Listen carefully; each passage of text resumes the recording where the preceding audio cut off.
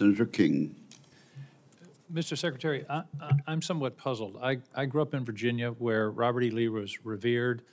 I think when I was a kid, his birthday was a school holiday. But as I grew older and learned more about American history, I learned that he fit the classic definition of a traitor. He took up arms against his country. He broke his oath as a member of the United States Army, which he took upon entering his career at West Point. Why are you going through these incredible gymnastics, finding current soldiers or other soldiers to rename? And you slipped a minute ago. You said we're returning these bases to their original names. Robert E. Lee, leading general of the Confederacy, Pickett, the other names. Why are you doing this? I don't understand what the motivation is to rename bases for people who took up arms against their country on behalf of slavery. What possible motivation can there be for this? Who is telling you to do this? Who is urging you to do this? Senator, the veterans and service members across the country who have deployed from Fort Bragg or Fort Benning or Fort Hood or Fort Pickett, there's a legacy, there's a connection to those bases and to those places, to what they trained for there, what they did for, and what they came home back to. That matters to them. Ask enough of them, as I do, all the time, before and later. And we recognize the service of those who were put into the replacement. No one's disputing that. I would never dispute that. What we're looking at is erasing history, erasing names, erasing base names that service members are tied to. Talk to people that serve at Bragg. Ask people that serve at Fort Bragg or Fort Benning if they like the fact that the names have been returned.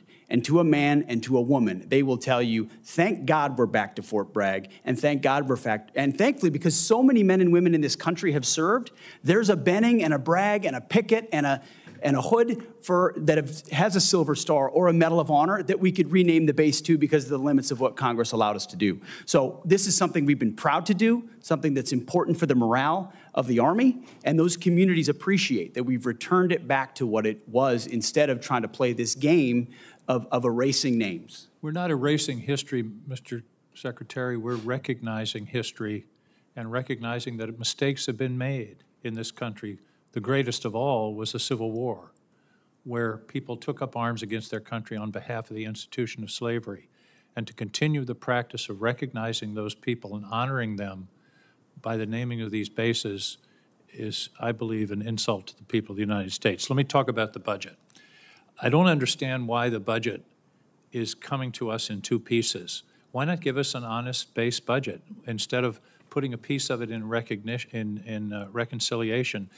As I understand it, OMB is saying we're going to have a flat defense budget for the next 4 or 5 years.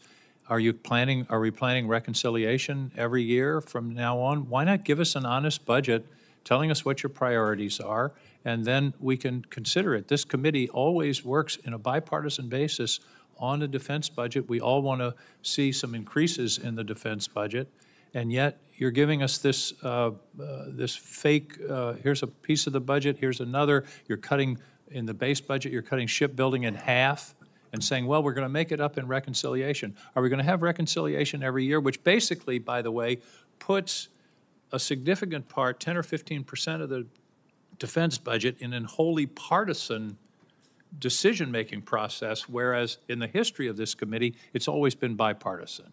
Why are we doing it this way?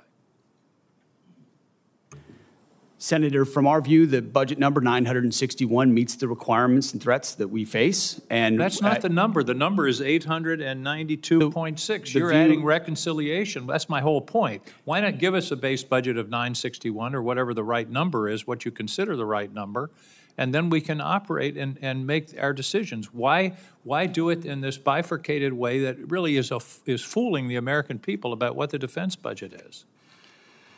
We're not trying to fool anybody, sir. It's 2 bills, 1 budget. We're working with OMB, and we feel very comfortable with the number of $961 billion. Why don't you give us a straight-up budget for the Defense Department? That's my question.